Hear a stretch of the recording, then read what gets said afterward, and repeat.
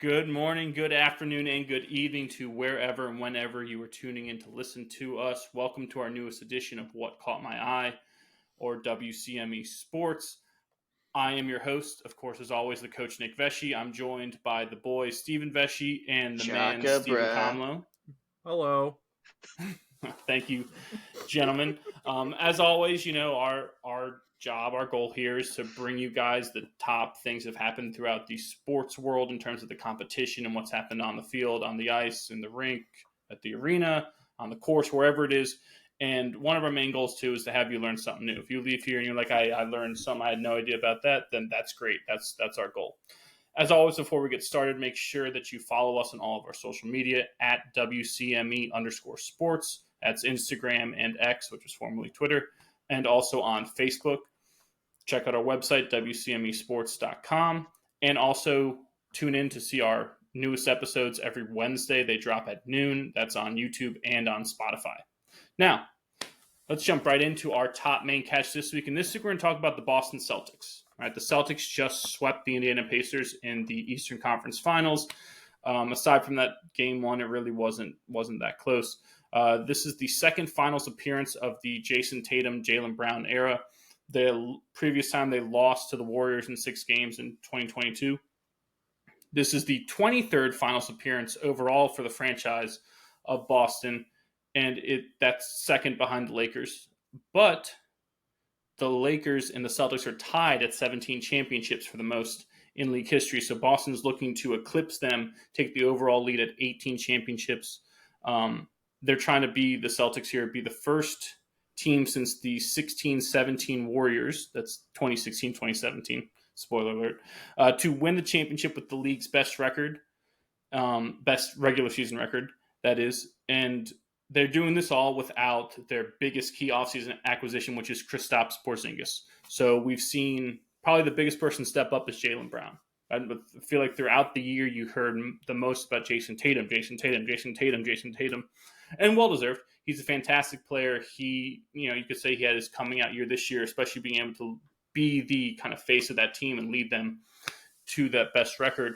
But Jaylen Brown was the difference maker this last round. He was phenomenal, especially in that crazy game one. Right? If you don't remember, didn't watch it, it felt like the Pacers had that game wrapped up. They're up by 5 with a minute left. Then they got the ball sideline inbounds in the backcourt. All you got to do is get the ball in. They're going to foul you. And I think they were up by 3 at that point. Couldn't execute it. Ball tips off Siakam's hands, goes out of bounds.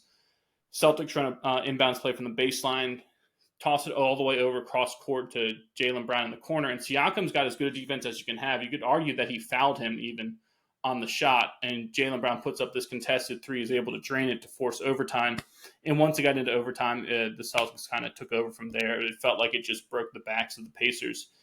And that game really felt like it was the end of the Pacers, right? Whenever you're trying to pull an upset like the Pacers were trying to do, you kind of have to flip the pressure, right? If the team that's supposed to win is feeling pressure, they tend to maybe tense up, make mistakes that are uncharacteristic, and you kind of feed off of that and build your momentum. We see that all the time in the NCAA tournament. That 2 seed is, fighting that 15, and it's late in the fourth or the second half, and they start to get tight. You start to see a couple shots not go in that you're kind of a little off. You start to see offensive execution struggle, but when you blow a game one like that, now the pressure all goes onto you. And when you're the underdog with the pressure, it's almost impossible, especially in a sport like basketball where you get, for the most part, true bounces, right? There's no weather that's a factor. You're inside. So it's really hard to pull upsets in that. And they're just, from there, it just went downhill. Jaylen Brown, the aforementioned Jaylen Brown, went off for 40 points in game 2 to go up 2-0 for Boston. I believe Tyrese Halliburton of the Pacers was injured in that game too, and that was kind of the death knell for them. Game 3, the Celtics had mounted a second half comeback, and so any sign that the Pacers had anything left in the tank was kind of gone after that, and Boston took a 3-0 series lead, and then game 4 with Halliburton still out, Derek White hit a dagger 3 in the final minutes, and that pretty much sealed the victory for Boston. They advanced, and it really didn't seem that stressful for them. No, I feel like you could see this one coming with the series that the Pacers played against the Knicks. I think I talked about it before, where just the attrition going into that one. I think that also probably led to Halliburton's hamstring. They just got worn down by that Knicks series emotionally, physically, everything. And you could see, like, I thought they might steal one of those games on the road, and they had the first game won and blew it. And then once it was done. You kind of felt like the Celtics, even without Porzingis, were just gonna roll, which they I did. Yeah. mean, yeah, Jaylen Brown is he's just a dude who's just in this very short series as a guy who's just proved that he's built for the moment, right? He tallied 19 of his 29 points in the second half of game 4. I think who did he have the block on in the second half? He had a massive block with like a minute 10 left to keep the game tied, and then Derek White hit that three, like you said, Nick, with like 40 seconds on the clock. But I mean, like, Jaylen Brown and Derek White, I mean, they both impressed the absolute hell out of me. I had Derek White on my like unsung hero list for all the things that he did in game 4, right? He went 5 steals, 3 blocks, go ahead 3 with 43 seconds left. I mean, this is just a team that's just built for the moment. Yeah. And Drew Holiday playing Yes. defense. Yes. Yes. I heard What? JJ Redick was Oh man, what talking what about game? him. What game was that where he had that steal? Was that game 4 where he had that beautiful steal at the end, or was that game 3? Where he's Yeah, playing, probably I 3. think Nemhard, he was guarding one on one.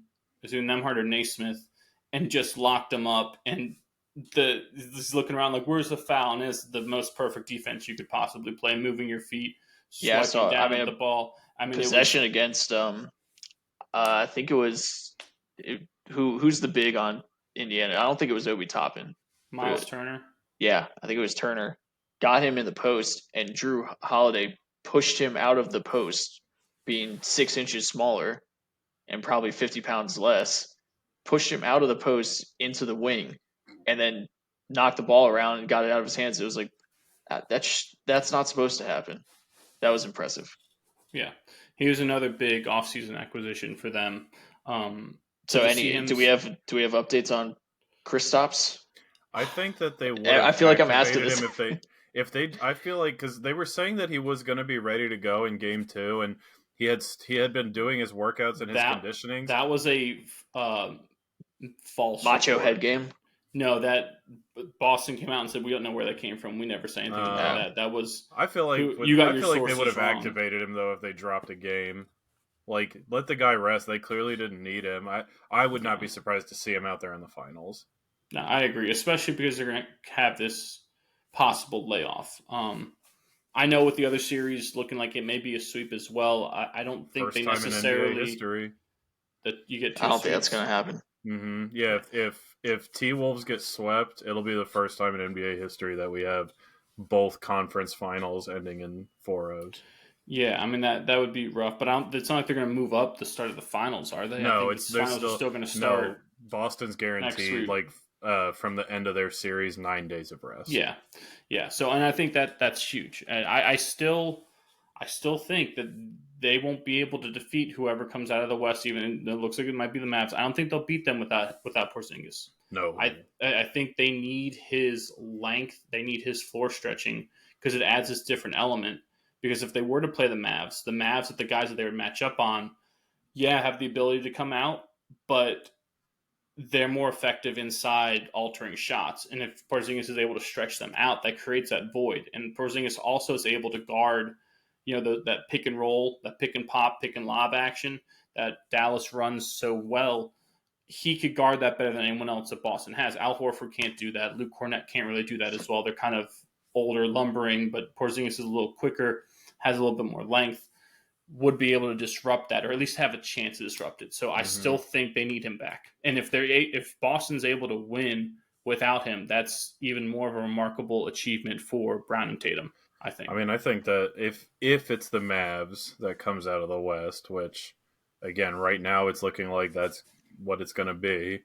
Um, yeah, Boston's gonna need, I think, every weapon at their disposal because, I mean, we all know what the box score is gonna look like coming out of the Dallas camp, and nobody is able to stop it. I mean, Kyrie and Luka are combining to put up massive points, and no one has had an answer for them all playoffs. Yeah. Yeah. I mean, it'll be interesting. I do think that, a lot of people almost kind of putting down the Celtics, be like, oh, well, they've had such an easy path. And it's like, it's the playoffs. I don't care about the path and the agree. east. I don't care about any of that. I think that's lazy. It's just looking for an excuse. I just think that's so lazy. There's no easy path in the postseason. It doesn't matter. Especially in And a to win best it, of seven. and to win a championship, you have to go. You're still gonna end up having to beat Dallas Well, yeah, or Minnesota. when a 7 seed makes it to the Final Four, do we put them down because they got to beat a 15 seed that upset a 2? No. We say, what an achievement for the 7 seed to make their first ever Final Four, whatever. So, yeah, I know it's different because that's Cinderella and this is the top dog, or you're looking at them as that. But the East, we talked about this before, outside of them, I don't want to say it was weak, but a lot of parity wasn't definitely not as strong as the West, right? So I would argue whoever they played, it was going to be an easier road than anyone who came out of the West. So I don't buy that. Even if there were no upsets and they were playing, because the 2-3 seeds were New York and Milwaukee. If you're playing both of them, Indiana just beat both of them, so you would argue that they are just as good. I mean, again, record-wise, they're only like 2-3 games behind those teams in the regular season. So it's not like there's that much separation. It's not like Indiana was a super Cinderella story. We saw them go to the finals of the in-season tournament and lose to the Lakers. So they had been through this type of grind before and shown that they can handle the moment. Boston just kind of, got, like you said, got them at the right time after that grueling New York series. Halliburton gets hurt. All those things fell out of the Pacers' favor and things that they couldn't really control. And Boston took advantage of it, which is what championship teams are supposed to do. They're supposed to go out there and smell the blood in the water and finish them. And you're doing it without Kristaps. We've talked about how important he is. And okay, well, you just got to the finals without him. Also, I mean, they're also in just one of the more hypercritical sports media sections of the country. The first thing we said is oh, the pressure of you having to win. They're the team with the best record in the NBA. All the pressure is on them to win.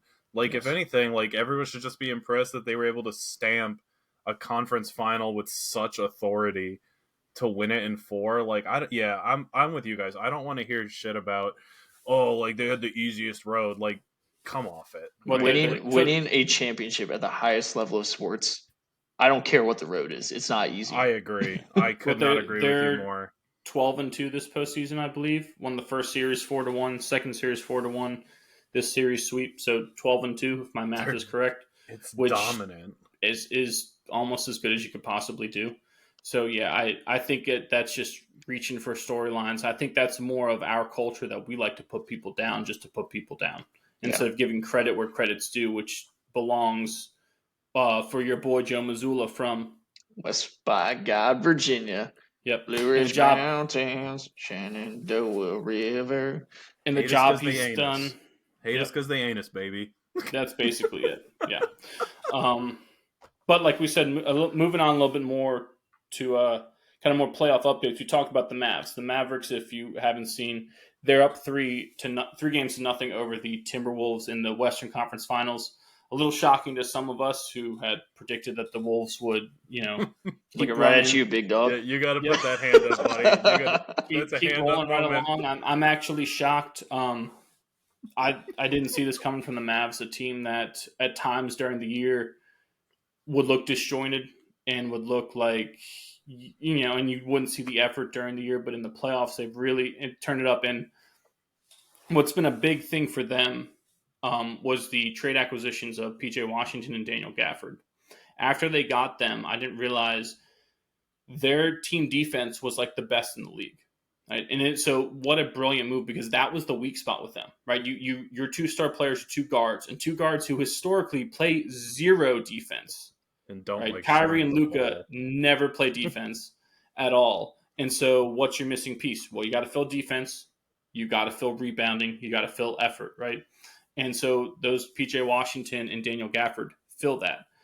so well. And I will say, I just sit there and criticize them for their defense, but in the playoffs, especially Luka, his defense has been really good, like very good, and something you don't normally see during the regular season. So I don't know if he just turned it on, or if the energy of these guys, or the magnitude, like understanding what this moment really is about in the playoffs, has turned him up a tick. But his defense has been fantastic, and you haven't seen any drop off in his offensive play, which is key because he's the leading scorer Putting in up the 30 league. plus a night.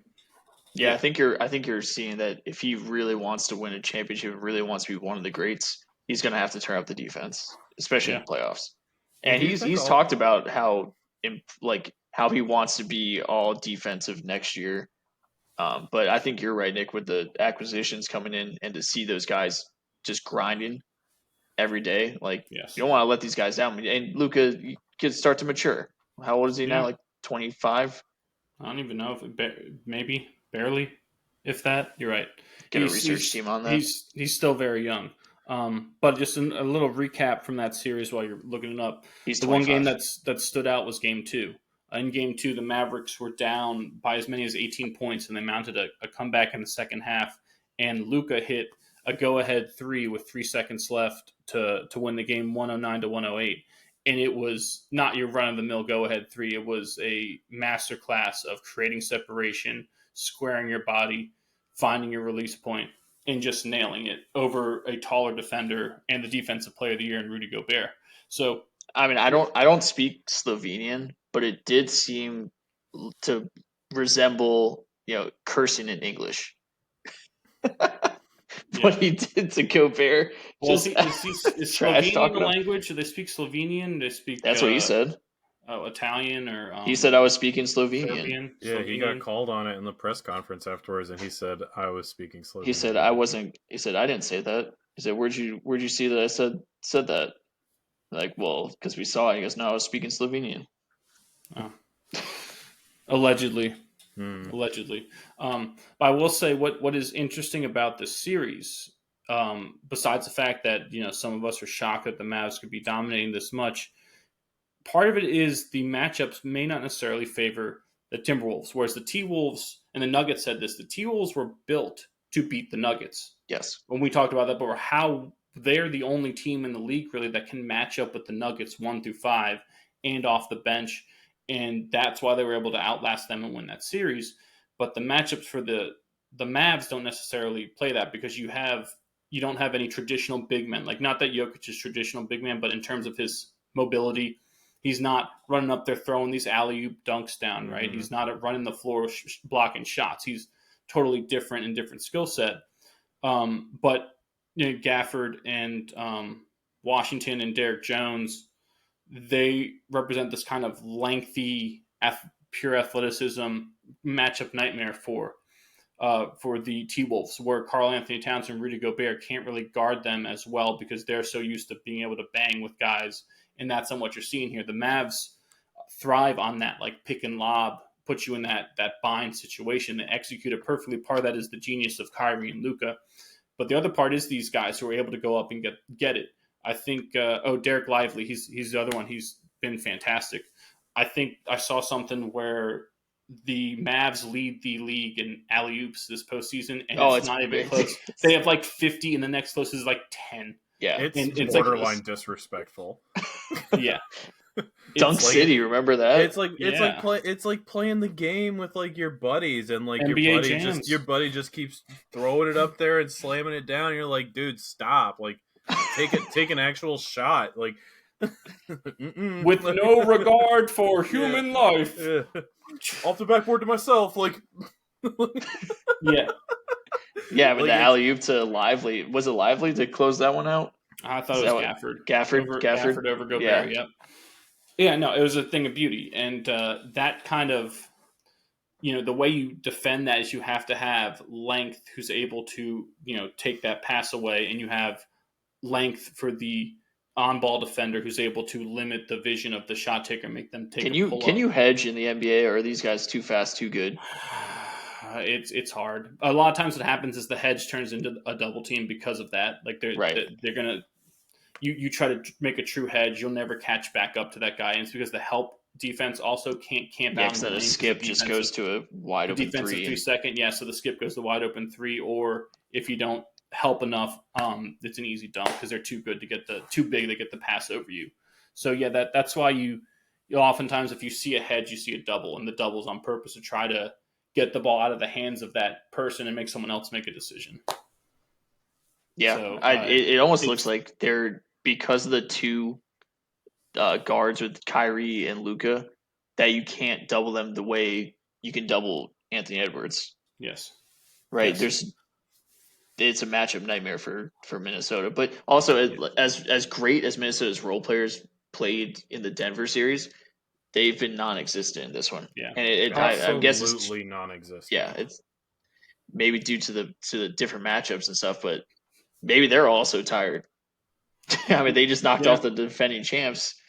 Well, everybody's crowning them, and I think an adjustment that could have been made, that probably should have been made, is, believe it or not, to take Karl Anthony Towns and Rudy Gobert off the court. they did you that. play with Naz Reid and Kyle Anderson, but they made that adjustment a little too late. Yeah, and that's it is how shocking to see that when he's your second highest, or he is your highest paid player, because Anthony Edwards hasn't gotten the second deal, right? So he is your highest paid player, and one of the most important games of the season, fighting for your life, and he's on the bench for the last 5 minutes. Yeah. I wonder if that is the adjustment to make, is you run a smaller lineup out there to kind of combat the athleticism and the scoring of Dallas out there. So I don't know. It's just something that I was watching. I was like, this should have been done a game or two ago, and now they're kind of behind it. They're not able to. It might be too little, too late, right? Because now if you make this adjustment, we take game 4. Well, that still leaves all these other games that Dallas just has to take one where they can make an adjustment back. Well, I mean, yeah. At the end of the day, make a shot. I mean, Karl Anthony Towns just makes some open shots. They haven't shot, the T-Wolves haven't shot a single game over 36% from 3. Yeah. Well, part of that 36%, 33%, and 30%. They're just, and they have a lot of attempts. They're chucking the ball. Yeah, part of it is the defense of the Mavericks. You have to give them credit for that, because they're creating possessions where, so they have no other option but to chuck up a 3. You got to get a shot off, and that's kind of all our options are. So the Dallas's defense has been a big reason behind that. But boy, you're right. At the end of the day, you could play the best defense in the world, and if you make your shots, you make your shots. It doesn't matter. That's basketball. Basketball might be the only sport where really great defense doesn't beat good offense. Like offense, if your offense is really, really good, you can beat the best defense in the world. I mean, how many times you've seen guys draped all over people? I mean, in great position, doing everything they possibly can. Ball just gets off, goes in. You're like, what do you want me to do? Basketball is one of those only sports that great offense actually beats good defense. Well, yeah. I mean, if you really think about it, right, you can pitch a shutout in every other sport. Yes. But your equivalent of a shutout, the other team's still scoring 90 points. Right? Yeah. So it's kind of a little different from that regard. But you just have to make things tough and hope their percentages are lower, basically. Yeah. So, I mean, hey, it is looking like we're going to have a Mavericks-Celtics final, which would be really interesting to see how these two teams match up. Because, again, a lot of it is about matchups. A lot of it is about, the defense dictating who is making the decision and taking the shot. Like you were saying, boy, your defense is not so much about shot prevention or scoring prevention. It's about disruption and rhythm and timing and how we can, manipulate matchups into having the person we want take the shot, because we think over the course of this whole fight in the game, the back and forth, that will outlast them, kind of like a war of attrition type of thing. So that'll be interesting to see if it does become Celtics Mavericks. But again, Mavs T-Wolves is technically not over. I know no team in NBA history has ever come back from a 3-0 deficit.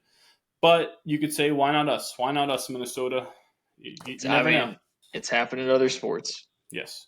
Mm-hmm. Someone's got to be the first to do it. Yeah. Yeah, I agree. Anything else NBA before we move over to NHL? Let's get to hockey. Yeah, let's get to hockey. Hockey. All right, your hosers. NHL updates. The Rangers, who were the President's Trophy winners for the best record or most points in the NHL this year, they're up 2-1 over the Florida Panthers. winning the last 2 games in overtime. Barclay Goodrow hit the OT winner in game 2 with a beautiful just rip. And then he adds 2 more goals in game 3. And the Panthers kind of come back in that game to force overtime. And Alex Wenberg, trade acquisition this year by the Rangers, tipped in the OT winner for New York to go up 2-1. I believe I saw Goodrow has 6 goals this playoffs, and he had 4 during the whole regular season. Mm-hmm. But he's the type of guy who wins. He has multiple Stanley Cups with Tampa Bay. He's the type of grinder that you need in the playoffs, and he's the type of guy who would score more goals in the playoffs in a handful of games than he would over the course of an entire 82. So I think he's been a big difference maker. Your boy Alexis Lafreniere also netted 2 more goals in that game. Those 3. were filthy. I want to take a Yes. shower after that one. Oh my Yeah, goodness, that toe those were- drag backhand. The toe drag goal was Yes. highlight reel. It should be on ESPN top 10 for a while. That I'll was finish. so nice. I'll finish no Swedish on that one. Mm-hmm. It was pretty beautiful. And then out west, you've got the Dallas Stars. They're up 2-1 over the Oilers. They've had some crazy games. McDavid scored a double OT winner in game 1 after they blew a 2-0 lead. And Tyler Seguin, who's been around, feels like forever, scored the 2 goals to come back in that game 1 to force overtime for Dallas. But the Oilers wound up winning that game, like we said. Then in game 3, Jason Robertson had kind of a coming out party, had a hat trick in that game to kind of lead their own little comeback. They were down 2-0. And that spurred the Stars onto their game 3 win to take that 2-1 lead. So I thought kind of very interesting series. You know, that a lot of the Stars Oilers series is interesting because I think Dallas has more overall talent and has a better mixture of the Oilers are top heavy. That, but Edmonton's You survive that McDavid, Draisaitl, Nugent Hopkins line, and the Stars are so much deeper. Well, don't dismiss Zach Hyman, who has the most goals in the playoffs, and Evan Bouchard, who have been great players. I'm not dismissing them, but I think Dallas, you play prevent defense the best way you can and limit McDavid and Draisaitl, and then you get pucks to the net often as you can against Skinner. And I think just the veteranism of Dallas carries you through. I mean, they're the top to bottom. They just have so much depth on that team. And we've talked about it before. It's all guys that we grew up playing with on the NHL video games, right? I mean, they're so deep. They have all that experience. I mean, it's what you shell out for. With the injection of all the young guys that are actually their best players. Yeah. Plus, you'd have to think the goalie advantage in that series is pretty big, right? Yeah. Yes, I would take Ottinger over Skinner. I think Skinner's had his inconsistencies over the last few years. But he can catch fire. He's the type of dude that can do that. But he's not always been consistent. Is he streaky? No, but streaky shooter. But Ottinger is definitely, if you're picking a goalie, I'm taking him, which I think Dallas being able to take a 2-1 lead is massive. It's big in every series, right? You want to always have the lead, put the pressure, like we said, on your opponent. But for Dallas, especially when you have a closer like Ottinger in the back of or in front of your net, being able to kind of shut them down. If maybe you take a bad penalty here or there, he can bail you out. And you have that confidence where I'm not so sure Edmonton has that same confidence in Skinner. No. Right. Even though, again, like I said, he's no slouch. He's a good player, been a good player. Very, very good goalie. But he's not promising career ahead of him. Yeah, he's just inconsistent at times. And, that could cost you a game. And in the playoffs, losing that one game can be the big difference in just swinging the momentum and having it go the other way. But it's also, from Skinner's perspective too, just to kind of throw him a life vest here. I mean, again, Dallas is such a deep team with immense scoring capability top to bottom that it's not uncommon for goalies to feel a little relief when that fourth line comes out on the ice. They're just going to grind it out and try and tire us down. I can kind of get a little bit of a break here. That's not the case with this Stars team. This Stars team, they're coming early and they're coming often. Yeah. I agree. I think the Stars have that little leg up in that series. That's kind of who I would have said going in, but you never know. Edmonton on the other side has the best player on the planet in Connor McDavid. They showed some crazy Best stat. It was 1-2 like punch. fewest playoff games to 100 career playoff points. And McDavid and Draisaitl are 3 and 4 on that list behind Mario Lemieux and Wayne Gretzky. And I think number 5 was Yari Curry. So literally there's 4 Oilers and 1 Penguin on this list. But believe it or not, Draisaitl had reached that milestone before McDavid. So he's a guy I think Draisaitl gets kind of diminished the same way at times Mark Messier would get diminished in the shadow, quote unquote, of Gretzky over there in Edmonton. I think Draisaitl's had a point in every single game this postseason. That sounds about right. Yeah, and I think he's like I mean that's why it's called a 1-2 punch, right? Like yes, head, body, head, right? Yeah, you hit him in the head, they go to protect the head. You take him to the body. You want to spar with your brother? Thank you, Dick. Thank you, Dickie. He doesn't have a tooth in his head that's his own. Yeah, very good. Not you, and not you. The fighter. That was a good one. That's all I think. That's the first thing that comes to mind every time that movie comes up. Not you, and not you. Solid movie. Yeah, it's so good. So yeah, I don't be shocked if Edmonton and McDavid figure something out. But I do think if they don't, and this winds up being like Stars in 5, there's still going to be questions around McDavid heading into next year of, when's it going to be his time? And now if they take this to 7 and they lose, okay, you say we got outlasted, and maybe it's an organization we got to adjust what some things we have. But if they lose now in this way, it's the same old story. It's the same old of, like you said, we have the best 1-2 punch in the league. We've got other goal scorers. Where's our issue, right? So we'll see what happens there. New York in the Panthers series, I do want to point out that our boy Matt Rempe got reinserted back in that lineup and gave them a jolt. They win 2 games. Yes, I had said that before, that he needs to be out there because he hadn't been out there in several games. I was like, where is this guy? He had a goalie screen on their first goal on Sunday, right? It's one of those things where you can't look at the stats. You can't look at the time on ice. You have to look on the the intangibles, the non-quantifiable things. And yeah, I understand from a coach's perspective of, well, this may not give us X matchup advantage or this and this, but it doesn't matter.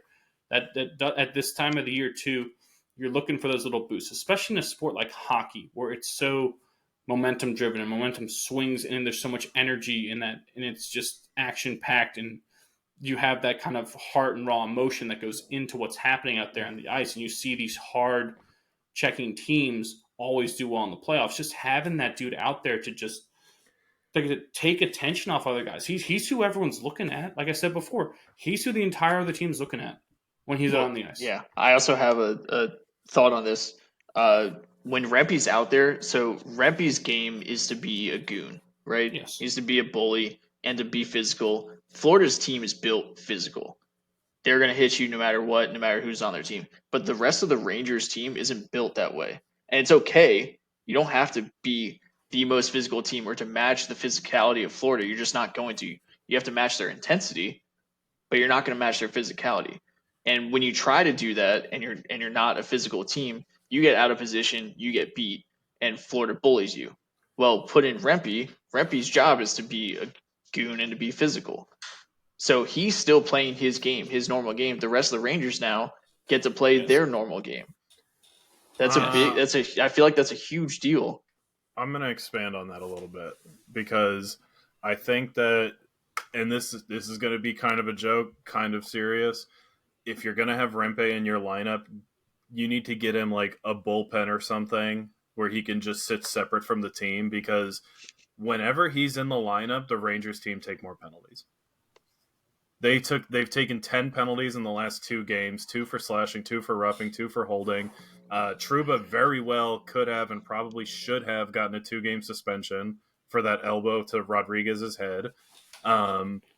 It's if they can't get their penalty, their like penalty habits in check, this is gonna go belly up very quickly.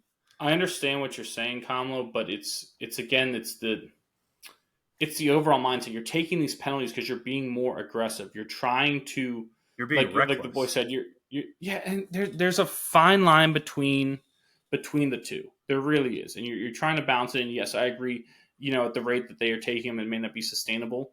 But those are little things you can adjust. But it's like when you don't want to take the aggressiveness out of the strong safety. You still need him to come down and fill the lane Oh on the yeah, I mean run. he didn't take any And penalties. it's no, but again, what I'm saying is the effect on the entire football defense when you take that aggressiveness from that strong safety is massive. So if you're going to take that little bit of aggressiveness away to take him out of the lineup, that's where you're going to see that huge mental change. And just inserting him is making that mental change of, okay, they're taking a little bit more penalties, they're being more aggressive, they're trying to be more physical, they're wearing him down, and it worked, right? They won those 2 games. Right, so you're right. Now the adjustment is let's limit these things. All right, we've shown that we're not going to back down, that we can take their physicality. How do we, make ourselves even better? Where do we need to improve? Well, taking penalties, we need to improve there, right? So they've also been great shorthanded though. yes, I mean, that's the only thing that's saving grace. I mean, Griswold talked about it, and it's one of the best parts about hockey is that it's a player governed sport, right? So I mean, yes, the refs can instill penalties and give you penalties and put you in the box for 2, 4, 5 minutes. The league can fine you, suspend you, whatever. But the Rangers are setting a very dangerous tone for themselves, and their only saving grace right now is that they average more than a shorthand goal a series. Yeah, but see, that don't act like that's like something that's not sustainable. That's how they've been this whole year.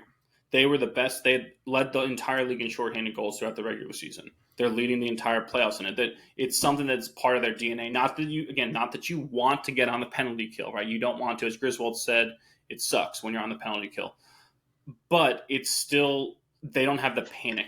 It's not like other teams, like your Caps in the past. If they were on the penalty kill, it was like, oh, here we go. We're gonna give up a goal. Hope he's gonna let some soft one through because we got Caps.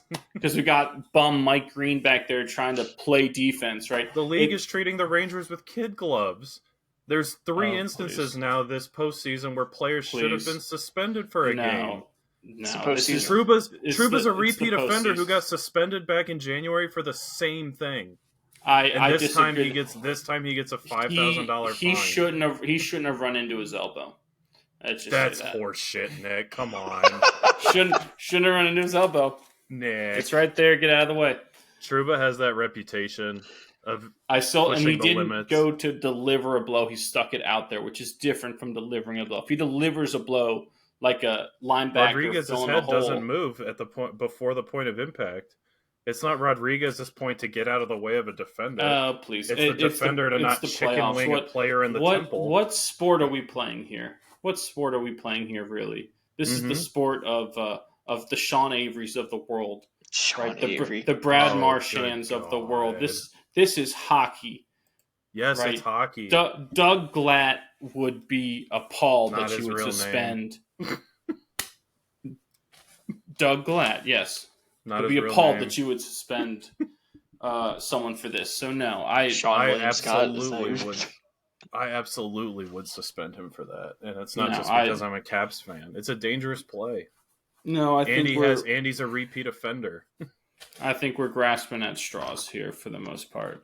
I think that he got a penalty. I'm not suspending him. He got a penalty for it. That's postseason. You're not suspending and it was an elbow that he committed after already being on a delayed penalty for a slash a couple seconds prior. Yeah, so you had a 4-minute power play. He's a reckless animal. You want to give them a 20-minute power play? Let's just play the entire period on the power play. Just because we're from New York and people want to shit on us. The league doesn't want to shit on you. That's for sure. Right, you're getting treated with kid gloves because we want the New York market in the Stanley Cup. That's not true. That's not why they won the President's Trophy. That's for sure. They didn't get special treatment in the regular season. I mean, heck, you could argue again because they've been shorthanded so much that they're not getting any special treatment. That it's the other way around. that Florida's getting. I mean, did you see the hit that Lomberg knocked VC out of the game with? A blatant cheap shot where he wasn't even near the puck and he just lays a guy out and the guy's gone. Did VC even play last game? I don't even know. Right? And so no. So how could we say that Trouba's just because he's on New York and he's the captain? Lomberg's some small little pissant out there for Florida that no one gives a shit about. So we're also talking about it because let's not care that this guy takes a full sprint cheap shot at a defenseless player and knocks him. Aggressive. He has a reputation. Acts. Everyone out there knows who he is and what he's about and what his game's about. So it's not that we're saying he doesn't matter if he has a history. Everyone out there knows what he's going to do. He's going to take a cheap shot at you. He's going to run around like a bullet without a care, and he's going to take some guy out, and that's what happened. He took VC out, and there was no retribution. The Rangers didn't seek it. He got no penalty, and people moved on. So that's the way I see Trouba's hit. Is at least Trouba was trying to make a play. He's trying to be a defenseman and stop a scoring chance, and Lomberg's just out there taking random runs at random players just to hit them. So at this point in time, you're in the playoffs. Things are governed differently. So I don't think there's any special treatment. I don't think there's anything that the league's done incorrectly. If this is the precedent we're going to set, which is kind of what it's been, playoff hockey's different. It's a different animal. It's crazy in a lot of senses. And a lot of times things don't fully make sense, but it's hockey. And you go out there and you play the bounces, and a bruise from the leg is a hell of a long way from the heart. But that was my point. It wasn't. I didn't bring this up just to shit on Trouba and say he's getting special treatment. I brought it up to the point that it's a player governed league and it's a player governed game. If New York doesn't get their penalties in check, it's going to cost them the series. Yeah, I agree. I think that you need to make that fine line struck a nerve. Recklessness and aggressiveness. Good content. Just play where the strings are. I'll pull them. Just play the damn dead air thing, and we'll move on. Dance, my puppets, dance. Before we move, is that all we have for hockey? I thought it was a good talk. That's all I have.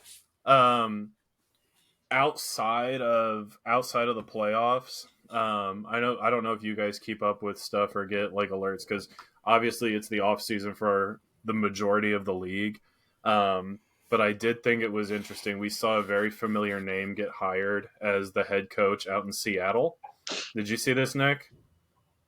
Dan Bylsma, the former Pittsburgh Penguins coach, is going to be head coach in Seattle next year. I think that's super exciting. I think he's a top 50 coach in wins. So I think that'll be interesting to see how he handles a newly anointed expansion team that has been very, very lackluster. So that's all I have for hockey. I'm pretty excited about it. I'm surprised you didn't bring up the Czech Republic winning the World Championship and Pasternak up on the stage celebrating because he'll never get one with Boston, just slamming beers up there. I did see that. It's amazing. That's more your forte, though. in Czechia, we don't celebrate by popping champagne. We pop bottles of beer and we just chug beer by the gallon. Looked pretty awesome. So that dude is an enigma. He's a mystery wrapped in a riddle. Yes, he is. But yeah, so that was kind of cool. The life he lives. Yeah. Moving on. Next thing we're going to talk about is the weekend racing. All right, this past week, Memorial Day weekend over here in the United States, it's the biggest biggest day of racing really on the calendar. I mean by auto racing. So in Formula One over in Europe, you have the Monaco Grand Prix that happens in the morning over here for us. Right, and then you go to the Indy 500 in the early afternoon, and then at night you have the Coca-Cola 600 for NASCAR. So first thing, Monaco, Charles Leclerc won the Monaco Grand Prix. It's his home race. He's from Monaco. Leclerc is first time he's ever won his home race, so that was kind of cool to see him win that. Sweet. Then we moved to Indy. Indy kind of got weird, right? The IndyCar series, the Indy 500 started 4 hours late because of weather.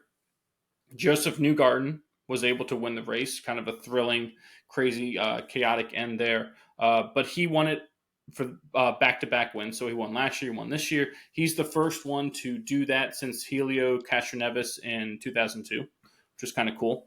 But the bigger story I thought at least, that came out of that race was Kyle Larson. So Kyle Larson, full-time driver on the NASCAR circuit, the Cup Series, so the highest level of NASCAR. He's a former champion over there. He was trying to do the double, right, which is race in the Indy 500, then take a private plane over to Charlotte and race in the Coca-Cola 600 at night. And only a few people done it before. I think he was trying to be the fourth or fifth person to do it. Tony Stewart has done it before, if you're looking for a name that stood out.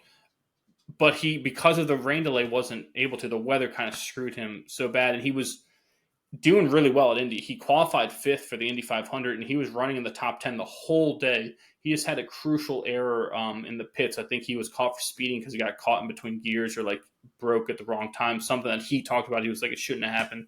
And that kind of gave him the penalty. He wound up finishing 18th. Should have been much better. But then that ends, and he's got to get down to the Coca-Cola 600, where he had a replacement driver. Justin Allgaier was driving for him during this race, and if there was a stoppage, they were going to switch, pull the car in for a pit. They jump in just the way like Ricky Bobby did in his first race. Anybody want to drive? But there was I want to go fast. But there was a weather delay. Again, the same line of storms rolled its way through into Charlotte, caused a weather delay. Larson was never able to get into the car, and they called the race. It was race short, and they just called it. Allgaier actually wound up finishing 13th, which is really good. Racing someone else's car, it's pretty amazing. He was able to do that.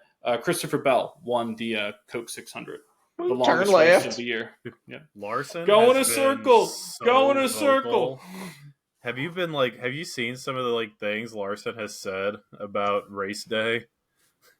No. He said it sucked. I didn't enjoy a single piece of it. There's nothing enjoyable about this. And then those are the clickbaity headlines, but then he goes into detail and says, yeah, I wanted to do the double. Training went well. I was really prepared for it. And, at the end of the day, it just sucks that I couldn't be there for my teammates at the Coca-Cola. Yeah, it's a shame. I also heard that they said to qualify for the NASCAR playoffs, you have to have started every race, something like that. And if not, NASCAR can issue you a waiver, which I think they did in the past. They issued one to Chase Elliott before. So technically, Larson's going to have to get a waiver because he missed the start of this race. Yeah. It would be very bad of NASCAR to not give him a waiver, especially when he was doing something that was bringing attention to your sport. Yeah, it's one of those intangible things. He couldn't help it. Yeah, I mean, it's stuff out of his control, which is kind of what makes it suck even more. It's kind of annoying, but at the end of the day, we'll see if he goes for it again. Maybe not next year. It kind of seemed like this took a toll on him. But maybe in the future, because it was really cool. He had a legit chance to do well at the Indy 500. And normally the guys who do this double are just happy to finish the Indy 500. They don't really they're not up there. He was solidly in the top 10, running 6th to 8th pretty much the whole time, which is amazing considering he spends most of his time driving a car that's drastically different than those Indy cars. So was this his first year doing Indy? Well, he's not. This is the only Indy race he's done this year. No, I know, but was this his first IndyCar? Okay, yeah, this is his first Indy 500. So the R next to his name on the leaderboard is for rookie then. Yeah, that's what that would have been. Yeah. Okay. Yeah, but yeah, that was kind of disappointing. Would have been really cool to see that. You turn left. Don't, man. Yeah. Bring it on. Bring it on, Danica. We're going to turn left. So when we go into a NASCAR race again? I don't know. When's the next one in Richmond? The track's shaped like an oval. It's a playoff race, so it's probably it's in the fall, September or so. Probably not. I'll be the tailgate master. I like watching the races, like watching the last couple of laps of the races, and I enjoy the tailgates. But last year when we went to Richmond, it didn't do it for me. If I'm being honest with you. Well, you weren't drunk enough then. It's possible I was driving, so I wasn't at all. Let's make a Borg for you this year or next time, and we'll see how that goes for you. I think the only Pitching thing the that kept mood. me like hooked was that we did a pool. we did a pool. You give Yeah. $20 and you get 5 drivers, winner Yep. take all. Yep. That's the way to go. You got to have something riding on this. Who am I supposed to be yelling Oh at? Who am I yeah, supposed yeah. to I be need cursing at? stakes.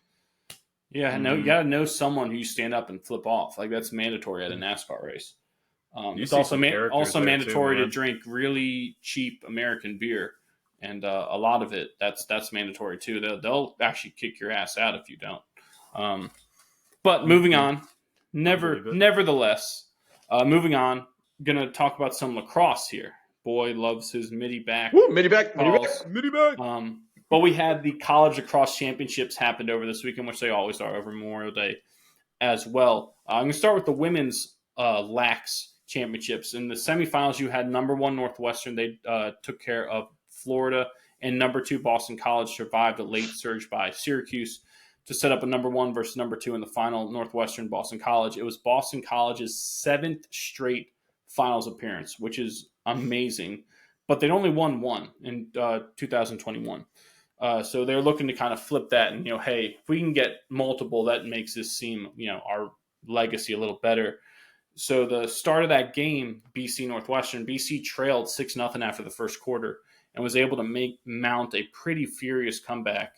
And in the second half, they took the lead for the first time, about 9 minutes, 39 seconds left in the fourth quarter, and were able to hold on for a 14-13 victory over Northwestern for their program's second ever title, which is kind of pretty cool. I know you were watching. I was dialed into that one. Well, after that 6-0 start, I was like, oh, here we go. Like this is not going to be good TV. This stinks.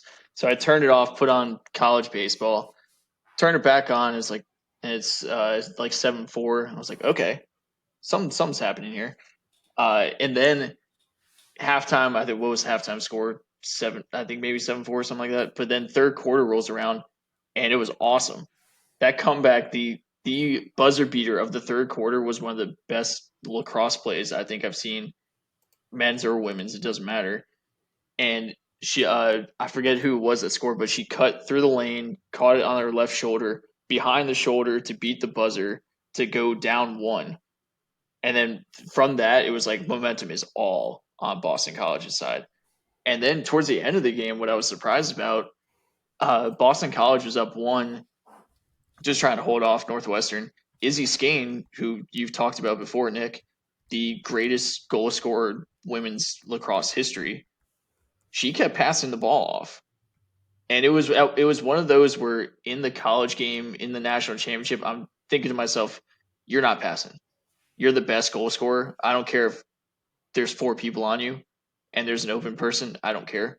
You're going after that net time after time and it's going to win or lose with you. And she kept passing off, and I thought that was pretty interesting. But good for Boston College. I guess they lost last year's game like 18-6 to the same Northwestern team. So they completed the comeback. And it was that. By the way, that game, I give my wife a lot of grief about the women's lacrosse game because she played in college, and I'm like, God, women's lacrosse just that's a tough sport to watch. That was way better than the men's. Yeah, the ball's not stagnant. The no, it's men's not. game, it gets a bit stagnant, it gets a bit stuck. And the women's game, that ball is moving all around, way more team effort in the women's game, I thought. I was kind of surprised about it because I was like, you can't hit like some of the penalties you get. They let you ride There's them. a little bit. Little There was more contact. physicality. Yes. Yeah, there was more contact than I thought, but there were a couple hand checks. It was more like basketball, and I guess the men's side is more like hockey ish. Yeah. But I was really impressed. I was way more dialed into that game than the men's. Yeah. No, I agree. I noticed that too, and I wonder if it just you don't have pads on. It's quicker. You play a little different. And, Yeah, there's no gloves. Yeah, maybe you feel like you need to be more physical because you're Well, wearing my wife did pads say she said the pocket of the pockets stick shallower. because it's not deep. You have to. It's an in and out. Like it's easier to get the ball in and out, and that's kind of what it's designed for. Yes, yeah. The women use more of a traditional old school lacrosse head and pocket from like when the inception of that sport happened And it's kind of interesting that the men's sport has evolved way more from the original version of this sport than the women's has. It's also very weird to me that they play like it's so drastically different. It's completely different. It's like softball versus baseball. It's so different. Yeah. Even though it's the closest comparison you have. But yeah, I agree that it was more fun to watch than the men's. But the men's should at least get into that. Give some credit where credit's due. The Final Four in the men's, you had number 1 Notre Dame. They took care of Denver pretty easily. And number 7 Maryland handled UVA pretty easily as well to set up a Notre Dame Maryland final. And Notre Dame pretty much dominated that game start to finish. It really wasn't close, and this final score wasn't close, 15-5. It's back-to-back titles for the Fighting Irish. They won their program's first title ever last year. They had a lot of close calls in like the decade plus leading up to that title, and they finally broke through. They're 28-3 over the last 2 years. Notre Dame men's lacrosse is, which is crazy. They're the first to win in back-to-back years since 2013, 2014 Duke, but they're technically not the last back-to-back champions because UVA won back-to-back in 2019 and 2021 because there was no season during COVID in 2020. So that's kind of cool. Notre Dame led by a lot of names. The Kavanaugh brothers out there scoring goals. You had Faison, who is a stud, or was a stud for the Notre Dame football team. I think was the MVP of their bowl game. Correct. He's a fantastic lacrosse player. How amazing of an athlete do you have to be to be? It's not just being a lacrosse and football player at the Division I level, which is insane, but it's doing it at one of the more iconic schools. Yes. And the best program in lacrosse and a top 10 program, usually year in and year out in football. Yeah. And he's what, a freshman? Is he a freshman? Oh, I thought he was older than that. Is he older? That, he might be older. He may be young. You may be right. But Ty Buckner out there, former Notre Dame quarterback, was also – he plays a little bit. He doesn't play that much or as much. That might be who I'm thinking of then. Buckner's older. He's bounced around, but Faison is younger. He'll be back next year. But you're right. He's a phenomenal athlete to be able to do that and play at such a high level. Like he has. He's a freshman. He'll be in Player of the Year conversation for lacrosse pretty soon. The T. Wharton Award for the college lacrosse Heisman. He'll be in that T. Wharton conversation soon. By the way, I think he's a true freshman, 4-star recruit in the class of 23. Wow. Yeah. So he's Jordan Faison, I believe is his name. Right. That's an insane level of athleticism and skill. He's a stud. He's a stud for sure. So it's definitely someone to look out for lacrosse wise, and also give a shout out to Liam Entenmann with his display at the end of the aisle, the goaltender for the Fighting Irish. Fantastic, best goalie in the sport by far. Love your coffee cake. That's Drake's. I'm sure they have a coffee cake. Entenmann's makes a coffee cake. Now the best of those chocolate covered donuts. Yes, those are pound a box of those. Coffee cake. They have coffee cake donuts too. I'd say $219. Also very good. Game changer. $219,000. You glorious titwiller. Yes. No, he calls Kramer a vagabond. It's an $2 at the end of the aisle. Awful. Yes. Moving on from Lax, we're going to talk a little bit about the French Open, which is the second tennis major of the year that started on Sunday. We've kind of wrapping up the first round today, so we haven't progressed that long into the tournament. If you didn't know, they're normally 2-week tournaments or a fortnight, as you will. But French Open, notable for Rafa Nadal, synonymous with him. He basically wins it every time. I think I don't know the actual number of how many times he's won it, but it's close to 20, believe it or not. It's insane. He dominates and rarely loses, but if you follow tennis the last year or two with Nadal, he's struggled through a lot of injuries. He's out there just gutting it out just to gut it out, really, and trying to find closure in the sport because the injuries he's had, especially I think his hip, something else, lower body, have been tough for him to come back from. And so there was he had said that this is going to be his last year playing full time. He hasn't been fully committal on if this was his last French Open ever, but it kind of sure seemed like that. And so he drew the number 4 seed, Sasha Zverev, which is a really tough matchup because Zverev just won, I believe, in Rome, the one of the clay court tune-ups, the biggest clay court tune-up up to the French Open. Zverev won that. So Zverev is playing super well. And Nadal, unseeded, having to face this guy in the first round is such a tough draw for him, even though he is the greatest clay court player ever, and there's no one even close. Yeah, he's won 14 times at the French Open. I think every time he's been in it, every time he's been in the tournament, his left arm has he balanced out his arms yet? Yes, that happened a few years ago. But basically, this is I think one of 1, 2, or 3 times. There's no more than 3 times that he's entered this tournament and not won. I think he went 14 for 14 at one point. Was it? Yes. From what Business Standard says. Well, because the times that he didn't, a reputable sports outlet. It was just the first thing that came up in the old Google. Were when he was injured and didn't play in it. So like a lot, like when Federer completed the career Grand Slam, I believe it was a French Open that Nadal wasn't in because he was injured, right? From Wikipedia, better source, from 2005 to 2014, he won 9 out of 10, and from 17 to 22, he won 5 out of 6. And I think those 2 times he wasn't in it because he was injured. And I think there's only one other time he lost a match. Some crazy. He has some like Gretzky level crazy stats in trivia things from the French Open, but he lost to Zverev in straight sets. It really, he lost in a tiebreak in the second set, and after that it was like we're just kind of waiting this out. But really classy move from Zverev in the post game or post match presser when they talked to him on the court. He basically was like, "This isn't my moment. I'm not really going to talk about anything. This is all for Rafa. So give him the microphone," and he let Nadal talk for however long he wanted to. But again, Nadal was non-committal. He said, I won't have any regrets if this is my last French Open and I kind of ride out on this.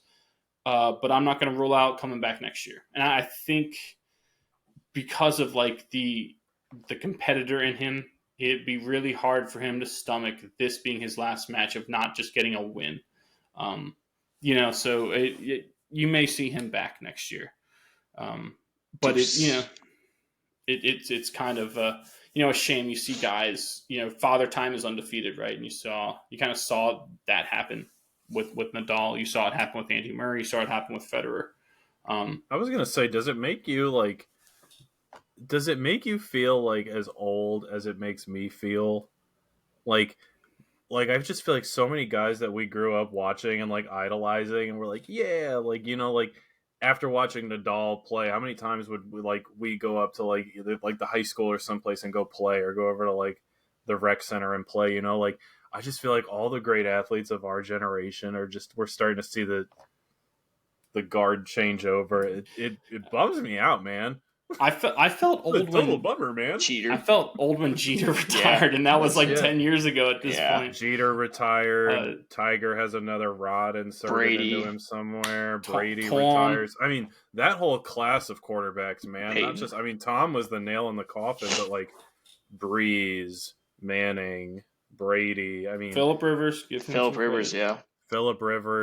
Yeah, I mean, all those guys that like we grew up like fighting for and like to get in like a fantasy draft or on our like video game team when we would play, and it's just oh man, like now we gotta watch these young kids play the game.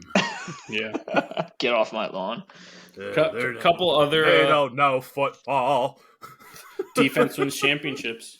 Back in my day, well, it does. Yeah, and these guys always get better too, right? The older you get. I know, dude. Anthony Edwards is a great example, right? How many times have we compared him to guys that like we were all about? Yeah, and how many people have been really upset about it because like, how dare you compare him to Michael Jordan or to Kobe? that's on. You can't do that. He's the best ever. Like, well, he reminds us of him because of the style that he plays, his attitude, and his athleticism and his build. That's Well, why you compare to that. Like to Yeah, point out, Jordan didn't have playoff success right until away. he was 27. Yeah, Edwards is 22. Like, and then once he goes down 3-0, it's like, oh, I told you so. And like, he's 22 years old. no. Like, Sometimes no you one's have saying to. he's the greatest ever. They're saying he looks the part. Like, It's wow, what he looks like. I think the one that's really going to get me is when we see Crosby and Ovechkin hang it up. I think that's going to be the one that really is just like. What's your over under on that one? It's got who goes one and a first? 1.5 years. Ovi will. I think he'll ride his contract out to the end when he'll break Gretzky's scoring record. He'll ride his contract out and then he'll go play a year for the Dynamo in Russia and then he'll be done. Crosby, I think, probably has another 3.5 years on him. Yeah, I don't know. I think Ovechkin gets done first as well. Yeah. Elsewhere in the French Open, Djokovic, who's the number 1 seed, he hasn't won a tournament at all this year, which is crazy. But still the number 1 seed. He comfortably won his first round matchup. The couple of things: number 2 seed Yannick Sinner, the Italian who was the Australian Open winner earlier this year. He defeated Chris Eubanks in the first round. Carlos Alcaraz, number 3 seed, he rolled, defeating another young American, JJ Wolf. But we had a slew. All of our ranked American men won. So number 12, Taylor Fritz won his first matchup. Number 14, Tommy Paul won. Number 15, Ben Shelton, who, if you haven't seen Ben Shelton play, Ben Shelton is electric. He's awesome. Big lefty, NCAA champ at Florida. He's pretty young. He's awesome. Number 25, Francis Tiafoe. He's a local boy from the D.C. area as well. Cool. And number 27, Sebastian Korda, who is Nelly and Jess's brother. Wow. Golfer Korda. Okay. Sebastian's cool. their brother. He's 27 ranked, and they all won their first round matchups, which was nice to see. Another interesting men's matchup between two former multiple time Grand Slam champions, Stan Wawrinka, who is arguably the most underrated tennis player in the history of that sport because he has 3 or 4 majors and he won them all at the height of Federer, Djokovic, Nadal, Andy Murray. He won them during those guys' best years. He somehow squeaked 3 or 4 majors out. And I believe one of them was the French Open. It's Tim Duncan. He's amazing. Stan Wawrinka was underrated when he won those. He's still underrated now, which is incredible. But he defeated Andy Murray. That's who they played in their first round in straight sets. So Stan the man advanced on the men's side. Over on the women's side, you had Naomi Osaka, who I believe has 4 Grand Slam titles. She kind of took a hiatus, had a baby, and won her first round matchup in 3 sets over Bronzetti. She's electric. But I think it was her first win at the French Open in like 3 or 4 years, something crazy. But her reward for that is facing number 1 seed Iga Świątek from Poland, who's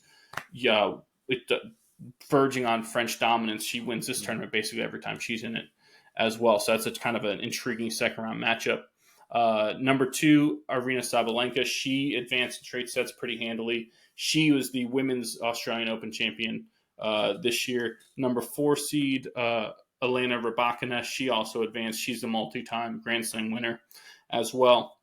And then we had a slew of Americans advance. Number 3, Coco Gauff. She advanced pretty easily. Number 11, Danielle Collins from UVA, question mark? UVA. She advanced. Number 14, Madison Keys advanced pretty easily. Number 22, Navarro advanced. And then you had a lot of unseeded women. Anisimova, Sophia Kenin, who's another former Grand Slam champion, Baptiste, Pera, and Peyton Stearns, who won the NCAA title at Texas, I think the same year Ben Shelton won at Florida. They all advanced to the second round. So a lot of good things going on there. Thought that was pretty worth looking at. Anything else, Frenchies? Another point for Milo. Oh, he cried like little baby. You're going to hit these balls with that racket? It's another point for Milos. He cried like woman. Patty, cry like woman, cry like baby. Go ahead, baby. Yeah. That's all I got on tennis. Boy. I'm not following that. Okay. We'll move on. Unless Komlo wants to play some other sound clips. And, that's a good one. That's a good one. Yes, it is. There's your Seinfeld, or third or fourth Seinfeld reference of the show for you. Moving on to baseball. Just a quick kind of check-in with our division leaders, because we are through Memorial Day. It's kind of a nice place to take stock in, where we are a full 2 months through the season. The AL East, the Yankees are leading that division at 37-18 record. AL Central, the Cleveland Guardians at a 36-18 record. They might be the biggest shock and surprise of the whole majors. AL West is being led by the Mariners at 29-26. They got the worst record of any division leader. That division's kind of been in turmoil ever since the Astros started off so poorly and Mike Trout got injured. The NL East, the Phillies, who have the best record in baseball, they're 38-17. They were 36-14 through their team's first 50 games, which is the best 50-game start in franchise history. But it's also the best 50-game start in the majors since 2001, when the Seattle Mariners went 38-12, which is crazy. And that's the same Seattle Mariners team that went on to set the record for most wins in a season, but only to lose to the Yankees in the playoffs.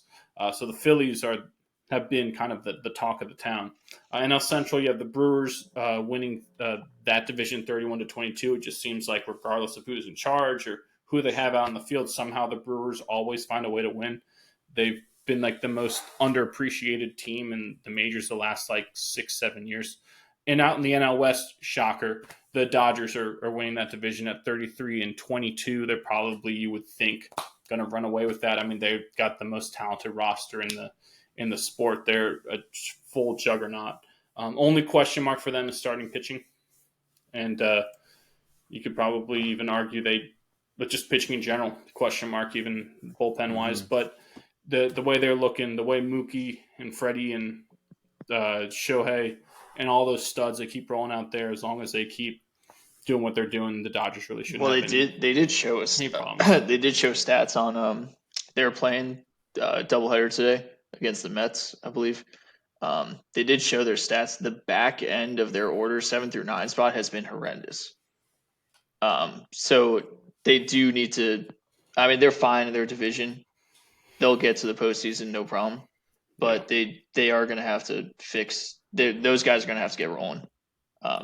They're I think they're batting collectively 189 with an OPS of 530. It's not good. It's not good. Not good. Yeah. And the 1 through 3 hitters are batting 295 with an OPS of 1,000. Yeah. So that's just, you're right, something to look for there. Another surprise. A couple starting pitchers. We've talked about Shota Imanaga a lot. We missed his last scheduled start. It got rained out and it's been pushed back. Sometime later this week he'll get his next start. But for the Cubs, he's been the offseason acquisition of the year for anyone. He's been fantastic, leading the league still with a sub-1 ERA. But another crafty lefty who's been fantastic is the Phillies' Ranger Suarez. 9-1 with a 1.75 ERA.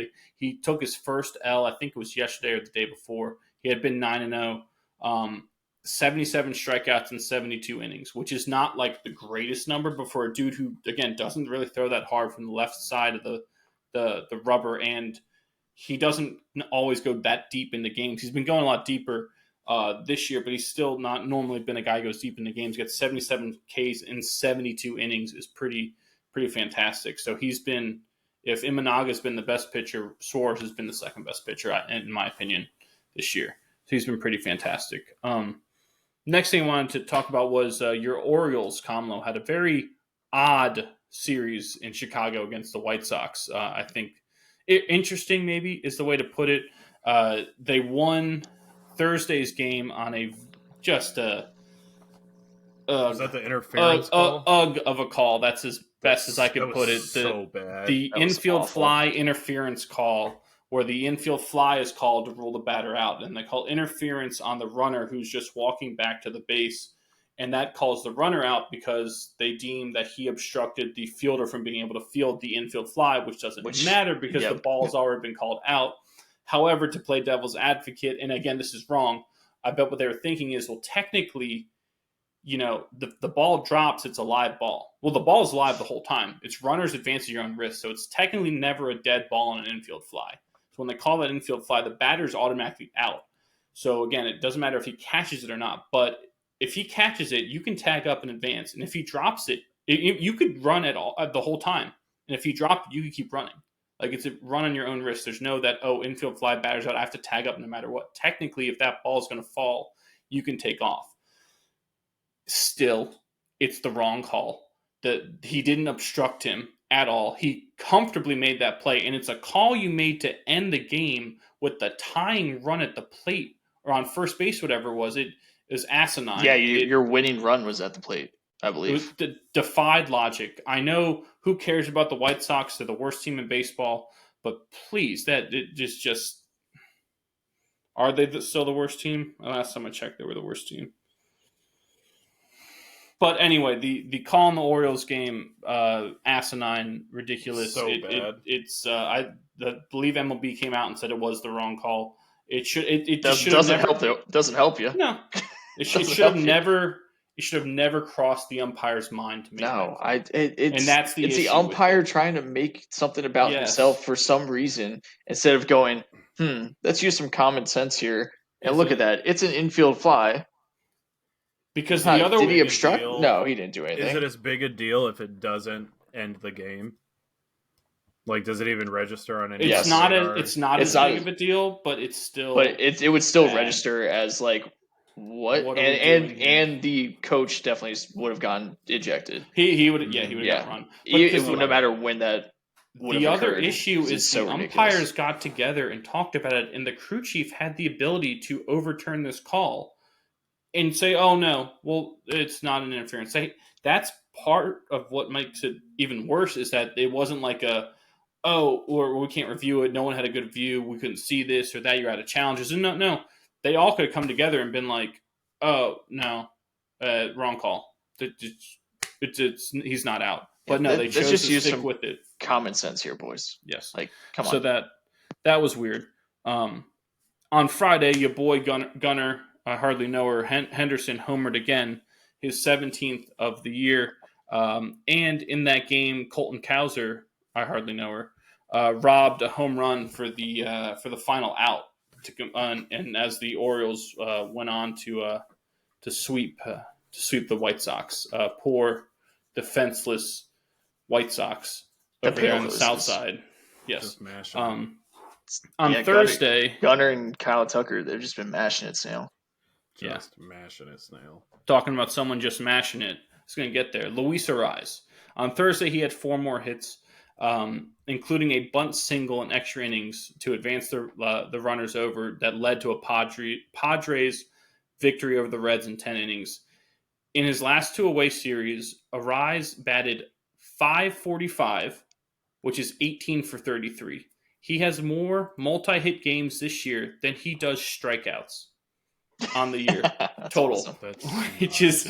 which is Bogsian and Guinean and like Rod Carew and George Brett and all these masters of the wooden rod you carry out there. Fantastic. He has the lowest bat speed or slowest bat speed, but the highest barrel rate. I think we talked about that before. Yep. So literally, he is hitting the ball on the barrel more on the sweet spot where you want to hit the ball more than any hitter in the league. He's been phenomenal. He's doing it to honor Boggs' memory. Yeah, may rest in peace. What do you say, boss? He may wind up winning a batting title for the 3rd year in a row with a 3rd different team, which is just crazy, stupid. Has that ever been done? No way. There's no way. I know he was only the 2nd person to win a batting title in both leagues. And LeMahieu was the first one to do that only a couple years ago. And what are his teams? Marlins, Twins, Marlins, Padres. Yeah, Twins, Marlins, Padres. On Wednesday, Juan Soto, he had another 2-homer game. Judge added another homer in that game. The Yankees went on to win 7-3 over the Mariners. On Friday in San Diego, they look so good right now. Soto and Judge hit back-to-back homers against Yu Darvish, and Giancarlo Stanton hit a homer 2 batters later in the same inning as the Yankees won 8-0. You've got to think that Soto has been, if Imanaga is the best signing, Soto, and definitely the best pitching move of the offseason, Soto's the best hitting move of the offseason. Yeah, I agree. Mm-hmm. You know what Judge has hit in his last 15 games? A lot. His average is 412, 8 bombs, 14 ribbies. His OPS is above 1.5. Yeah. It was gonna happen. It was inevitable. I mean, that he was just gonna. Inevitable. Yes, that's basically what it was. Is that he at one point he was gonna turn it on. It's baseball. The stars will come out. I mean, Goldschmidt had been awful. He had a multi-home run game the other day. He's coming back. I mean, the stars are gonna come back. That's baseball, baby. That's baseball, baby. Give him the hot dog. Give him the hot dog. And my last one here, I had the Tigers wearing their new City Connect jerseys, won 14-11 in a crazy game over the Toronto Blue Jays. And Matt Vierling from UVA? No, Notre Where's Dame. he from? Oh, yeah, that's Matt Vierling from. I guess it's appropriate to throw a curveball. You got to keep them on their toes. From Notre Dame, hit a walk-off 3-run homer, which was kind of wild and crazy. So that was kind of a nuts game that I wanted to end the baseball thing on. You have anything else baseball-wise? Yeah, I got a couple. Boss Hog? I got a couple. Max Fried throws his second complete game of the year, which is nice to see in an era of starters going 5 innings. We got to pull them going to their third time around the order, all the analytics, everything. Max Fried has 2 complete games this year, which is pretty nice. And then I wanted to talk about Gunnar and Bobby Witt and what I believe is the new golden age of shortstops. I brought this up and Nick yelled at me. Nick can yell all he wants. It's correct. Similar to like the 90s to early 2000s with Jeter, Nomar, A-Rod, Cal, J-Roll, Barry Larkin, Tejada. Yeah. Right now, the shortstops have been awesome. Mookie Betts is now a shortstop. He's basically should just be listed as baseball player. Gunnar has been phenomenal. Bobby Witt Jr., Corey Seager, Ellie De La Cruz, C.J. Abrams now. O'Neal Cruz, Mason Wynn, Willie Adames. There are stars. Bo Bichette. So you're gonna throw Willie Adames in there over Bo Bichette? Willie Adames has been awesome the last 2 years. And Anthony Volpe, you're gonna throw them all in there. I was not going to throw Volpe in Anthony there. Volpe has the longest hit streak for the Yankees since Jeter did in 2012. I think you got to give Volpe some credit, and this is an Orioles fan saying that. Trey Turner. Mm-hmm. There is a lot of excitement in the shortstop position, which we haven't had in a very long time. And there's a lot of talent, and they're young. They steal bags. They hit for power. Yeah. There's kind of a changing of the guard. Yes, I think we wanted the Lindor, Correa, like we want Hanley Ramirez. Maybe we wanted this like group. Tulo, yeah. And I just didn't. It didn't give me that same juice. Yeah, didn't give me the same juice as these guys now. These guys are fun, and they are really, really talented, really young, and I think it's awesome for the game to have your shortstops be your best hitters too. They're not just the fielders, right? I mean, Cal Ripken Jr. changed that, but these guys aren't just the fielders anymore. These guys are the best players on the field, and it's awesome. And I love that Mookie just slides into shortstop, and he's able to do it because he's an absolute freak of an athlete. Yeah. That was my baseball. I wanted to get in there that I think we are coming into the new age of shortstops. Slipped in. Oh, we're there, baby. Yep. And that actually segues us very nicely into our favorites section for the week. As you know, some of you may know, we like to highlight our favorites of some sort of category each week. Like we've done our favorite big men in the past, our favorite hockey defensemen, our favorite announcers, all sorts of things where it's not necessarily us ranking who we think are the best of all time, but who for us as fans were our favorite or are our favorite to watch currently playing it, because that's kind of, you watch and you listen to sports for entertainment. You want to be entertained, Russell Crowe. So, these are kind of, talking about our favorites for a specific section or category. And this week, our category was shortstops, our favorite shortstops of all time. So, anyone want to kick us off? I know Boy seemed like he was on a roll there. Do you want me to keep going on that roll? Go for it. Sure. I'll start. Put it on a hoagie bun, baby. Number 5, Derek Jeter. Number 2, Derek Jeter. He is one of the best shortstops ever, if not the best. And if you think he's overrated, you just told me you don't know how baseball works. He has over 3,400 hits, over 1,300 RBI, 310 lifetime average. How many World Series does he have, Nick? 5? 5. Yep. Yeah. Dude's a winner. He does all the little things to win. The knock on him was his defense. And yet he has 3 of the most iconic defensive plays ever. Diving into the stands, the Derek Jeter jump throw, which everybody who has ever played shortstop has tried to make that throw and can't do it. Mm-hmm. It takes a very different level of athlete to make that throw. And then he's got the flip in Oakland to get Giambi. He's not someone I grew up rooting for, but he is someone that is still one of my favorite shortstops ever. Next on list, number 4, Omar Vizquel.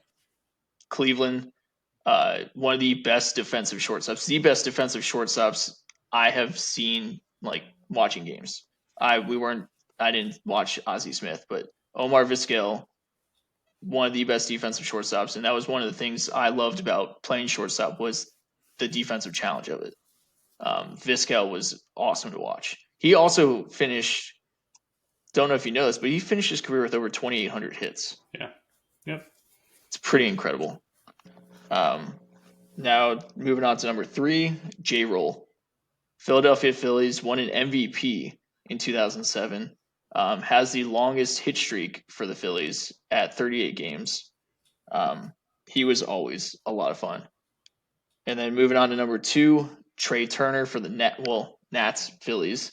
When he broke into the league, they told him your arm's not good enough. He shut that down pretty quick. When you're able to get to the ball as fast as he can, he's electric to watch. I love Trey Turner. And my number 1, Nomar Garciaparra. Yep. I love this because our mom would always get so mad at me because there were 3 shortstops that came into the league when we were growing up that were stars. It was Jeter, A-Rod, and Nomar. And she was like, why in the hell did you choose Nomar? It's like, he's awesome. And he's married to Mia Hamm. But he didn't know that. You didn't know that? No, I don't think I knew that. But he had an iconic stance, power hitting shortstop, which is rare.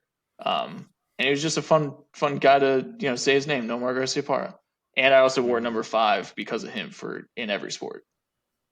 I'll hang up and listen now. Oh, thank you, Komlo. It's a good list. Good list. Well, upon finding out that he's married to Mia Hamm, Nomar Garciaparra is my honorable mention. Number 5, Miguel Tejada. I mean, I don't really think much else needs to be said. I think that's a name everybody knows. You like cheaters? Is that what it is? Yeah. Mm-hmm. Miguel Tejada. Number 4, Ellie De La Cruz. We talked about the golden age of shortstops. I think you would be hard pressed to find a shortstop with more hype around him right now. Like, I remember when he broke out and everyone was, oh my gosh, 97 miles an hour from shortstop to first. This is crazy. And he's 6'7" or whatever, however tall he is. That all the headlines I saw on ESPN, the highlights that they ran, got me to go out of my way to watch his games. And I think that in a sport with as many games as baseball, with as many different broadcast channels as there are, anyone that can bring out of market viewers into your market, especially someone whose main sport, like me, is not baseball. I think that's a testament to just how electric they are. So I really do enjoy watching Ellie De La Cruz play, and hopefully we get to watch him produce and be electric for many, many more years to come. Number 3, Derek Jeter. I mean, he's a biracial angel. There's really He should have shot A-Rod. Yeah, to be as athletically gifted and talented as he was for as long as he was in New York, and to not just have that like Yankee standard of excellence, but also to have no scandals, tabloids, or anything surrounding him. I mean, he's really is the golden child of baseball, and he's, I think, the standard for what people should hold themselves to when you're thinking about representing not just pinstripes, but the great American pastime that is baseball, right? I mean, that's the standard of excellence that everyone should be looking to meet. It's all those gift baskets he's handing out, like gift baskets, Brockmeyer. limos, and dry cleaning, baby. Give him the Jeter. You can't give everyone the Jeter. Well, she earned it. Number two, Gunnar Henderson. I obviously should be no mystery to any of our friends, family, or listeners that by this point we're 8-9 episodes into this thing, and I think there hasn't been an episode where I haven't talked about the Orioles. The who? The Orioles, baby. Charm City. Birdland. Yeah. Go home, Yankees fans. Boog Powell barbecue. Yeah. Never mind. I'm not going to go there. But yeah, Gunnar Henderson. I mean, it's so refreshing to see our farm system produce as promised, as advertised, because it's been decades of heartbreak now. And so to have Gunnar Henderson in there, along with like Rutschman, Mullins, all them, but we're talking shortstop, so I'll talk Gunnar. Love watching the dude play. The guy's insane. I mean, he's just mashing it, snail. And then to have him do that commercial, did you guys see the commercial that he did where Ripken is sitting at his desk in shortstop and Gunner's like, I'll tell him that's not his office. Like, which is a perfect segue to my number 1. My number 1 is going to be Cal Ripken Jr. I've met him once. Super stand-up guy. Bought all the staff members at the event. Did he touch you on the shoulder? Yeah, you knew Marcus Aurelius? I didn't say I knew him. I said he touched me on the shoulder once. But he bought us all beers. He talked shop with us. Answered all the baseball questions we had. He's an awesome guy. I hope I get to meet him again. But he'll always be my favorite player. I was there during the Ironman streak. I wasn't there for the Ironman game. I was there for 2631. I still have the program in a manila folder sitting in my closet. With his head right there on the cover. It's electric. A guy streaked during that game too, by the way. Crazy. Oh, the good old days. Mom covered Kevin's eyes.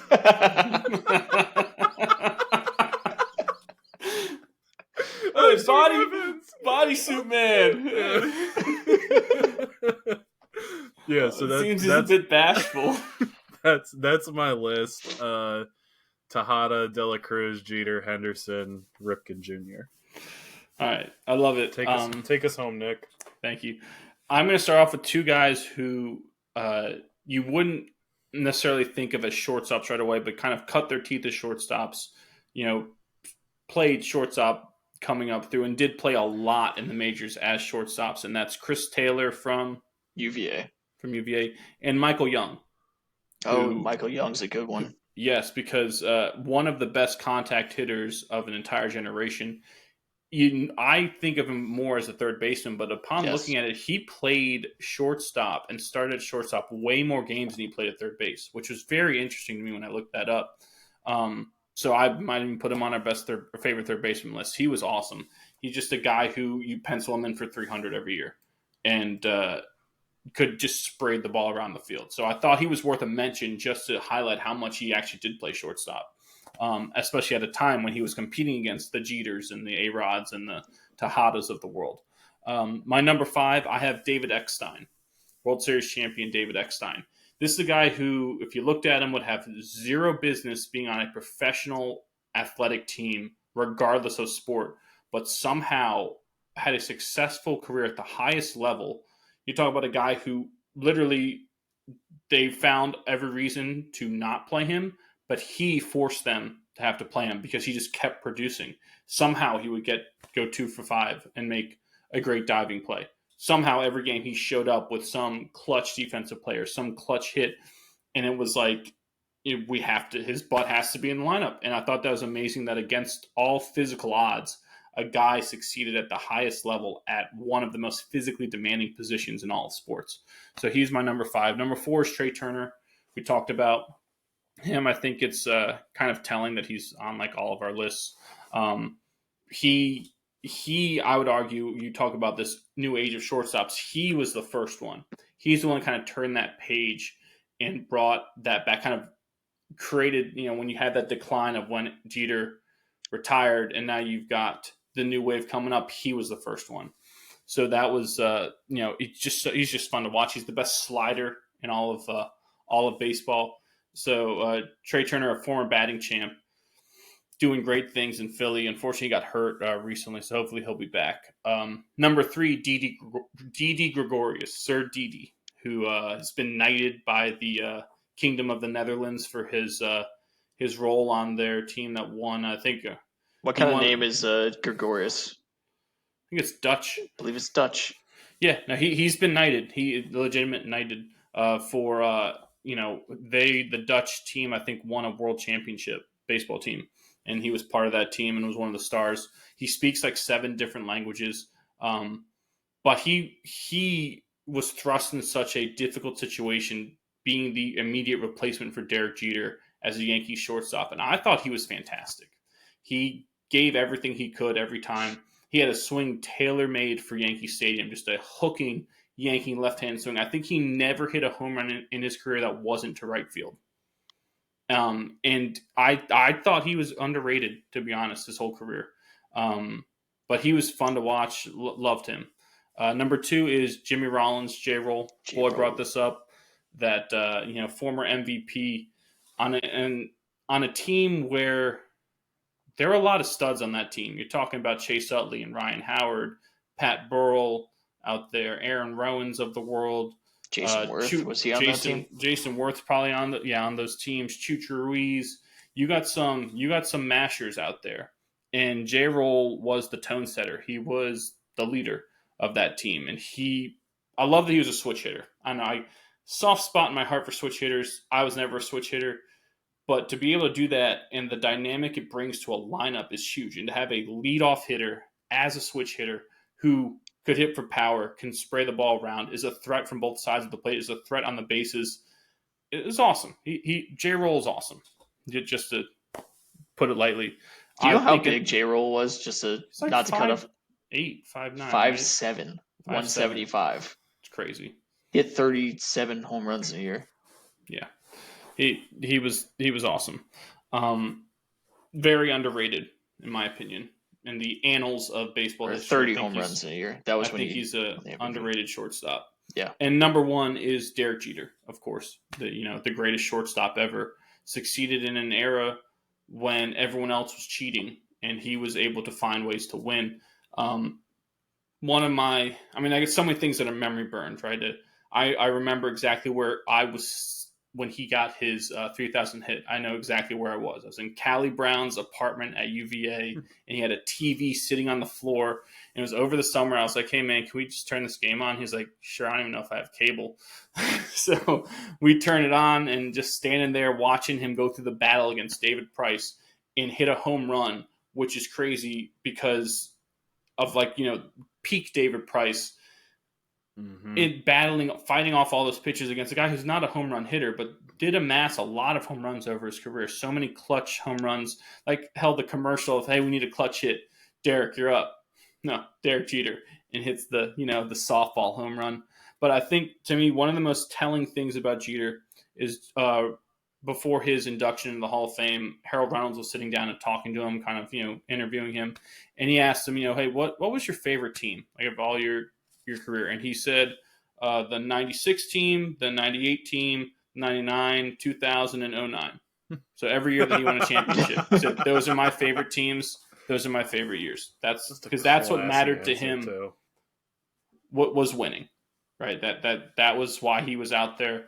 He had a true winner's mindset of, I'm going to succeed, and anytime that I quote don't, I'm going to learn from it and I'm going to beat you again.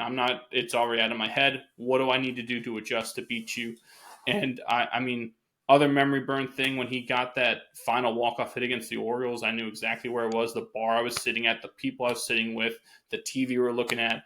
So many things from his career are just like burned into my brain because it felt different. He had an aura around him. And part of it is, it's the Yankees. The other part is that, like you said, he played in the era with all these great shortstops, but they weren't doing that shit. Like they weren't showing up when the lights were the brightest. They weren't. You had to ship. Red Sox had to ship Nomar off to get the proper pieces in to win.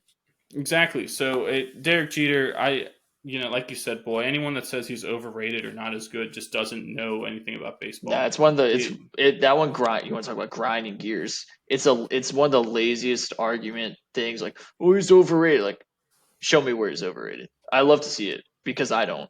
Anybody that knows baseball knows he's not overrated. Yeah, accomplished pretty much anything that you could accomplish in the game of baseball. You win 5 World Series. You hit over 3,400 hits, 260 home runs. I think. I mean, you're not overrated. No, and he did this all while playing shortstop. And one thing that it's the most pressure-filled position in the most pressure-filled city. Yes, and he produced it. He was clutch and everything. Yeah, so he represents a special place in mine. And hell, we went to go see him in Baltimore. How many people did we go to see because it's their last year or something? Like, I know other people do this for other sports and everything, but I think he was the only person we said we have to go see Derek Jeter play one last time, right? I remember the text. Yeah, I agree. Yeah, we never. You guys as Patriots fans never said we need to see Tom's last game. It's harder for NFL, but yeah, I agree. I mean, there was no one, or we have to see Tom play. Hey, tell me we couldn't have found a game on the East Coast that Tom played in New York. Yeah. Right? You're right. Could have easily been done, but that was never crossed our minds. But Derek Jeter was immediate. We have to go see him play one more time. Yes. And it's also super telling too, just like, and this kind of plays into the whole like people like listing him as like overrated, but like a great counter to that is how many players have we seen just get like a universal send off when they're doing their farewell tour through a stadium? Like even Boston. Yes. Even Boston thanked Jeter for everything he'd done and accomplished in his career. His last game was in Boston, believe it or not. He got his last hit in his last game, an infield single that dribbled up the third base line, and they pinch ran for him to send him out on that, and the entire stadium gave him a standing ovation in Fenway Park. And that's two franchises whose fans routinely come to blows in the stands over. Like, you guys went to Fenway, and your parents told you don't wear Yankees stuff, right? Well, we were seeing the Devil Rays play. What kind of jabroni would show up there? But you're walking in, and all the vendors have Yankees suck shirts. Yeah, but that's my point. Is like it's persona non grata there, and the Boston fan base gave him a standing O and thanked him for everything. I mean, Jeter he's just the gold standard, man. Like, everyone just needs. It's one of those things where it's like, hate us because they ain't us type things. Like, just appreciate greatness. Like, you got to see it. How many other athletes would there have been that could have pulled off that role in the other guys? Sorry, as I kill a gigantic bug that was trying to come get me. This thing was like this big. Oh, it's still twitching. These big steins flopping and twitching. It's been a hell of an episode. But how many other people could have, that other guys? You shot me. I'm Derek Jeter. Imagine where your career would have been if you hadn't shot Jeter. No one else it works for. there's absolutely no one else it works for. And that is why he is on all of our lists and why he's my number one. Yep. Anything else that we missed from the show that we need to talk about? Real quick, regional start for college baseball. That's why I'm wearing my club baseball West Virginia vest. Oh yeah, very very classy. But regionals are set. Your Virginia Cavaliers are hosting. West Number Virginia, 12 national seed. yeah, West Virginia collapsed down the stretch. They have to go to Arizona. Good luck getting out of that region. But it's always fun. The road to Omaha starts now. Yep. Komlo? Nope. Yeah, before we end, highlight the passing of Bill Walton, who was just, not only a phenomenal player, but, at least for us, because we never saw him play. We're much too young. But broadcasting-wise, he was one of the greatest of all time. And I truly would stay up to watch the Saturday night game he would call for the Pac-12 just to hear him, because I knew I was going to learn something. I mean, that's part of, like I said, to open the show, we hope everyone out there learns something new that they didn't know before. That's how I felt every time I listened to Bill Walton. Was I'm tuning in because I'm going to learn something that I had no idea about, whether it had to do with the game of basketball. Oftentimes it didn't. It was something else that I just had no idea about. And that was part of what made him such an entertainer and a larger-than-life personality, is that I would sit there and stay up to watch a crappy Arizona State USC basketball game that I don't give a two shits about, and just to hear him talk, just for the opportunity, knowing that, this is something special. And there are very few people who you do that. I mean, we do that for athletes in the game.